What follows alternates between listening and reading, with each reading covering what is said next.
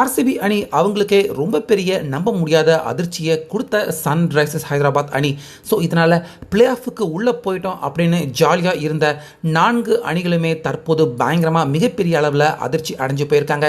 அது மட்டும் இல்லாமல் பாயிண்ட்ஸ் டேபிளும் நம்ம யாருமே எதிர்பார்க்காத அளவுக்கு இந்த ஆட்டத்தில் ஆர்சிபி அணி அவங்க தோல்வி அடைஞ்சதால் ஒட்டுமொத்தமாக தலைகீழாக அப்படியே மாறி போயிருக்கு. ஸோ அந்த வகையில் ஆர்சிபி அணி பக்கம் இன்னைக்கு சதீஷ் சர்மா அவர் தான் கேப்டன்சி பண்ணார். டாஸ் அவர் ஜெயிச்சு ஃபர்ஸ்ட் ஹைதராபாத் அணி அவங்கள பேட்டிங் பண்ண வச்சிருக்காரு. ஸோ ஹைதராபாத் அணி அவங்க பிளே ஆஃப் விட்டு வெளியேறிட்டாங்க. அதனால் எந்த ஒரு ப்ரெஷரும் இல்லை அப்படிங்கிறதால ஆரம்பத்தில் இருந்தே கடந்த வருஷம் விளையாண்டது போல் பயங்கரமாக பொழந்து கட்ட ஆரம்பிச்சிட்டாங்க. இதில் அபிஷேக் சர்மா 34 ரன்கள் எடுத்தார். டிராவிஸ் ஹெட் 17 ரன்னுக்கே அவுட் ஆயிட்டார். ஆனால் இஷான் கிஷன் முதல் ஆட்டத்தில் அடித்ததுக்கப்புறம் இன்னைக்கு தான் திரும்பவும் அவர் அடிக்க ஆரம்பிச்சிருக்காரு. செஞ்சுரி அடிக்கல, ஆனால் 94 ரன் இஷான் கிஷன் அவர் அடித்து பொழந்து தள்ளியிருக்காரு. ஹென்ரி கலாசன் அவரும் பதிலுக்கு நல்ல பார்ட்னர்ஷிப் கொடுத்து 24 ரன்கள் அடித்து கொடுத்தாரு. வர்மா ஒரு 26, நிதிஷ் ரெட்டி 4 ரன்னுக்கே அவுட் ஆயிட்டாரு. ஸோ ஆக மொத்தம் 20 ஓவர் விளையாண்ட ஹைதராபாத் அணி 231 ரொம்ப பெரிய ஒரு நம்ப முடியாத கஷ்டமான டார்கெட்டான 232 ஆர்சிபி அணிக்கு எதிராக டார்கெட்டாக நிர்ணயிச்சிருந்தாங்க. ஸோ இந்த ரன்னை சேசிங் பண்ணுறதுக்காக பிலிப்ஸ் சால்ட் அதுக்கப்புறமா விராட் கோலி 2 பேருமே வந்தாங்க. 2 பேருமே நல்லா தான் துவங்கினாங்க.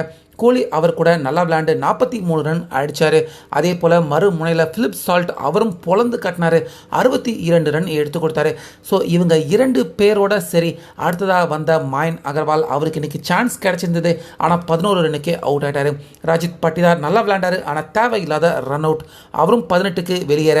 அடுத்து கேப்டனான சதீஷ் சர்மா அவரும் 24 ரன் தான் எடுத்தார். பெரிதும் எதிர்பார்க்கப்பட்ட ஷெஃபர்டு முதலாவது பாலே டக் அவுட் ஆகி ரொம்ப பெரிய ஷாக்கை கொடுத்தாரு. முக்கியமாக இன்ஜூரோட வந்து விளையாண்ட டிம் டேவிட் 5 பந்து வேஸ்ட் பண்ணி 1 ரன் மட்டுமே எடுத்து வெளியேறினார். ஸோ ஆக மொத்தம் இந்த பக்கம் பால் வேஸ்ட் ஆகிட்டே இருக்க ரன் ப்ரெஷர் கிடுகிடுன்னு ஆர்சிபி அணிக்கு எதிராக எகிரி போக இந்த மேட்ச்ல ஜெயிக்கிற மாதிரி வந்து கடைசியாக ஆர்சிபி அணி அதிர்ச்சி தோல்வி அடைஞ்சிருக்காங்க. ஸோ இந்த அதிர்ச்சி தோல்வியால் ஆர்சிபி அணி மட்டும் கிடையாது, பிளே ஆஃபுக்கு உள்ள தகுதி பெற்றிருக்க எல்லா அணியுமே தற்போது அதிர்ச்சி அடைய தான் ஆரம்பிச்சிருக்காங்க.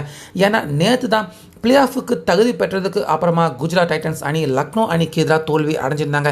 அதாவது லக்னோ எலிமினேட் ஆன அணி, குவாலிஃபை ஆன அணி குஜராத் அவங்க தோல்வி அடைஞ்சாங்க.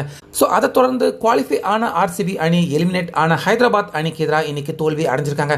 ஸோ ஆக மொத்தம் அடுத்தடுத்துன்னு பார்த்தீங்கன்னா குவாலிஃபை ஆன அணிகள் எல்லாருமே எலிமினேட் ஆன அணிகளுக்கு எதிராக ஜெயிப்பாங்க அப்படின்னு தான் எல்லாருமே எதிர்பார்த்துக்கிட்டு இருந்தாங்க. ஆனால் ஒவ்வொருத்தராக தற்போது தோல்வி அடைஞ்சிக்கிட்டு வர்றது. பாயிண்ட்ஸ் டேபிளில் குவாலிஃபை ஆயிருக்க எல்லா அணிகளுமே இந்த தொடர் தோல்வியால் ரொம்ப பெரிய அளவில் மிரண்டு போயிருக்காங்க. அது மட்டும் இல்லாமல் எல்லா அணிகளுமே ஜெயிச்சாங்கன்னா பாயிண்ட்ஸ் டேபிளில் யார் எந்த இடத்த பிடிப்பாங்க அப்படின்னு கெஸ் பண்ணலாம். எல்லா அணிகளுமே தற்போது தோல்வி அடைஞ்சிக்கிட்டு வரதால பாயிண்ட்ஸ் டேபிளில் முதலாவது இடத்தை யார் பிடிக்க போகிறாங்க, 2வது இடத்தை யார் பிடிக்க போகிறாங்க, 3வது 4வது இப்படி மிகப்பெரிய குழப்பம், பரபரப்பு, அதிர்ச்சிகரமான ட்விஸ்ட்.